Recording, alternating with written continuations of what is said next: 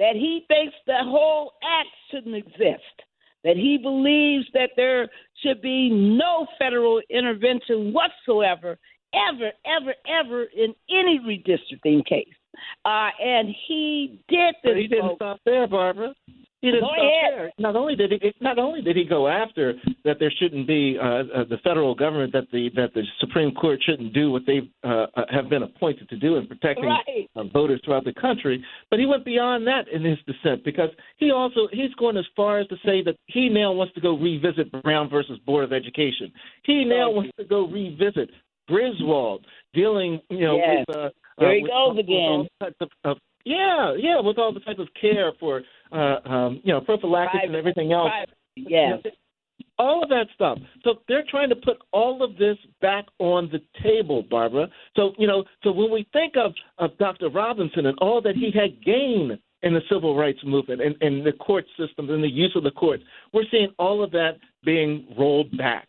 And we've got to respond to it. Barbara, on June 24th, we're going to be having the National Teletown Hall, and we're going to be talking about some of the stuff that's going on with their Project 2025, but we're also going to be talking about this Alexander case and what it means and how we must be responding.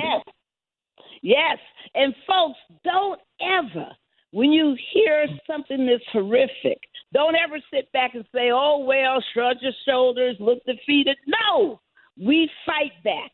We will never stop. And we are Harriet's children. We are Frederick's children. We are Malcolm's children. We are Martin's children. We're Coretta's children. We are the heirs of an incredible legacy of fight back and fight for it. So we're going to fight for it to make sure that these rights that are ours are secured and powerful. So, folks, get ready. Get ready to vote. Get ready to join us on June 24th for our National Teletown Hall. You can find it. You're going to be able to follow us on Facebook. You're going to be able to watch it on Facebook at 7 o'clock p.m. on the 24th.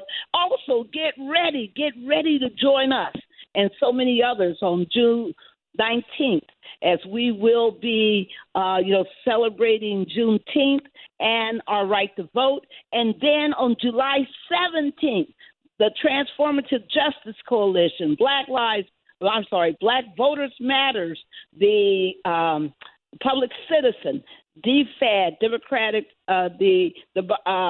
Declaration for Democracy. All of us will be out there fighting with the Leadership Conference and so many other partners around the country. We're going to have events on the 4th anniversary of the passing of John Lewis. We're going to talk more about this at the end of the show, but let's get, Daryl, we can just stay on this decision, but we got to move on somehow. How can we move on, Daryl? Well, Barbara, the only thing that would upset folks more than talking about losing your voting rights is now looking at all this AI stuff and what they're doing with regards to society, what they're doing or not doing, and to take into consideration African Americans and our issues and what's being developed, how that technology is being developed and used against us, Barbara. And that's the pivot that we're going to take now as we go and talk to Dr. Reynolds with regards to the artificial intelligence, as well as Calvin Lawrence, and how all this AI is impacting us in our everyday way of life, Barbara. Yes, it is our pleasure to have two extremely special guests on our show today. One is the amazing Dr. Barbara Reynolds. Many of you know her because she is a leading political commentator. She is the author of several books that she has produced over the years. She also is, and some of those books include Jesse Jackson, The Man, the Movement, the Myth, Jesse Jackson, America's David, Out of Hell and Living Well, Healing from the Inside Out, No, I Won't Shut Up, 30 Years of Telling It Like It Is, that's right, Doing Good in the Hood, The Life and Leadership and Legacy of Bishop Alfred A. Owens Jr. You know us in D.C. We know who that is. Calvary. Yes, we love us some Calvary. And she's also the author of Still We Rise, interviews with 50 Black role models. Coretta Scott King, My Life, My Love, My Legacy. Whoa! We are so enthralled and happy today to have us with us, one of the leading lights, one of the most powerful thinkers, one of the most powerful writers in our country, none other than Dr. Barbara A. Reynolds. Welcome to Igniting Change. Well, thank you. I just would love to just hear you introduce me again. It was so powerful. Thank you. Two great transformative lawyers. I was just thinking, if only you two could be on the Supreme Court, we wouldn't even have to deal with all this. But that's a dream. That's a dream. And there's just Dr. Reynolds, so much. if they had us on the Supreme Court, there'd be a permanent fence around that court. Woo! I know it. It would be real. It would be real. You know that. And we would talk about the real issues instead of all this MAGA, neo-Confederate mess that they're talking about. And I want to also introduce someone who's new to me, and I have enjoyed speaking with him. And, audience, you're in for a treat because Calvin Lawrence is one of the leading, most knowledgeable people in this world on the subject of artificial intelligence. People have heard about AI, and some people say, wait a minute, is that some Star Trek-y stuff? Isn't that Hal from, 2001 and Odyssey? What are we talking about when we talk about AI? I mean, is it just, the thing, is it just Lex, is that just my Alexa? Is that my Siri? I mean, what is this? Is this just a chat box? Is it just just where are we going with this? Why does it influence and impact my life? Well, you're going to hear a lot from this incredible man. He has been he's one of only 40 distinguished scientists at IBM. He has been working in this field for years. One thing that most people don't know is that when you look at technology today, Black folks had a whole lot to do with it. Every time you pull out that GPS system, a Black woman developed it. Every time you use wireless connections to anything, mobile, wireless, Black man developed it. I mean, we got to understand that this technology that we're going to talk about today is very dependent on our African genius for its origination. But at the same time, the question is, why is it being used against us? How do we make sure we do better? So Calvin Lawrence is the author of Hidden in White Sight, How AI Empowers and Deepens Systemic Racism. Whoa, we got us a show, Daryl. Absolutely, Barbara. And welcome Calvin Lawrence.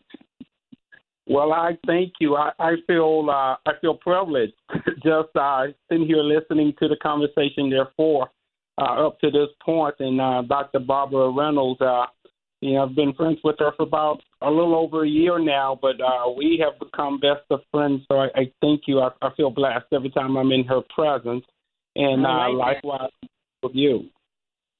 All right.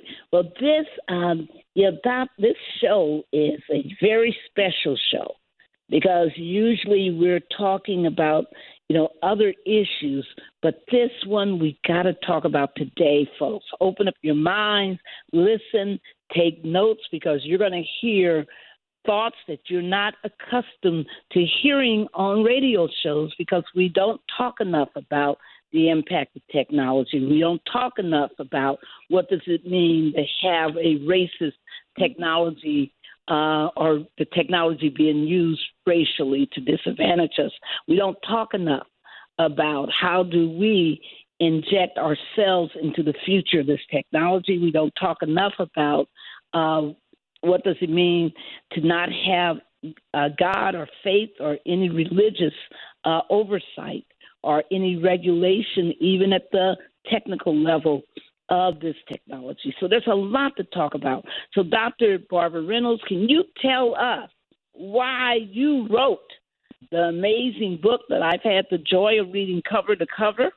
It is called The Rise and Fall of the Techno Messiah, Technology and the End Times. Tell people right this book. Well, I had to.